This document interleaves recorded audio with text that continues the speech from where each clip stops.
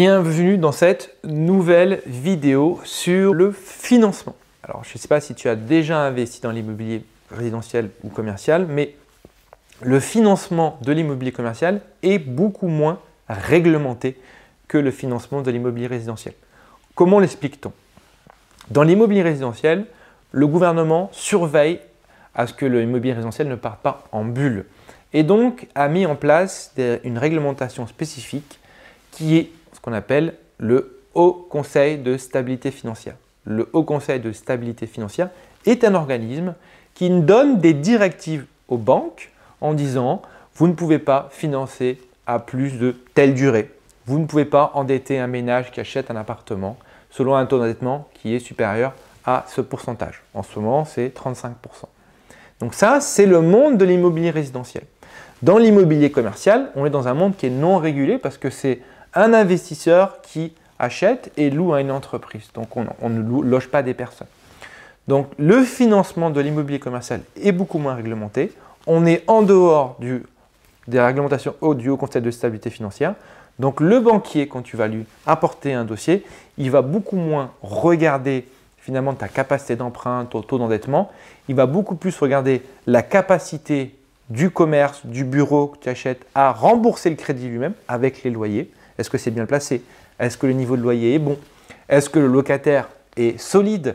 Et si ces critères sont réunis, finalement, il va te prêter parce qu'il sait que les loyers, donc le rendement de ton investissement, va rembourser le crédit. Et même si le locataire part, ça se relouera facilement parce que c'est un bon emplacement.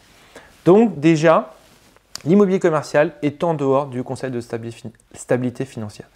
Deuxième élément, c'est que si tu fais de l'immobilier commercial à travers une société, une SCI, une SAS, le banquier va te prêter beaucoup plus facilement. Quand je te dis il va te prêter beaucoup plus facilement, c'est que tu vas avoir un accord plus facile.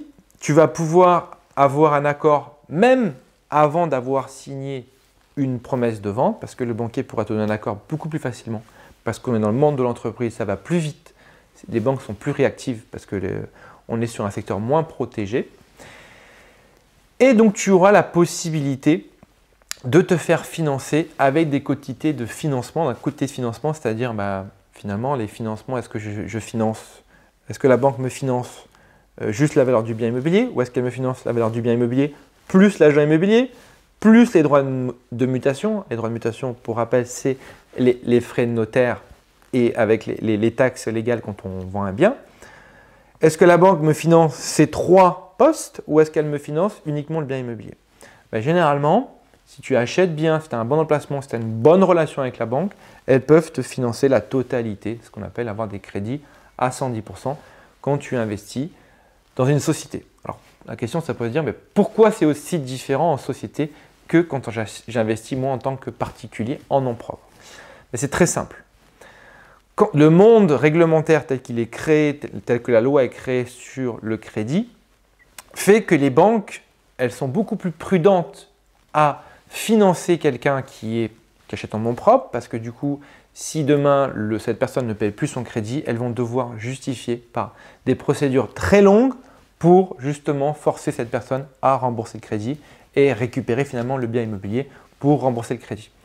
Quand on investit en société, les banques peuvent avec des procédures plus courtes, récupérer finalement le bien immobilier ou te forcer entre guillemets à payer le crédit beaucoup plus facilement parce qu'on est dans le monde des sociétés, donc elles ont des procédures qui sont plus courtes.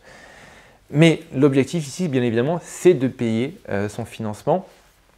Et on a aussi des techniques que tu verras dans cette formation pour protéger ton patrimoine personnel, par exemple si tu as une résidence principale, si tu as une famille, si tu as des enfants.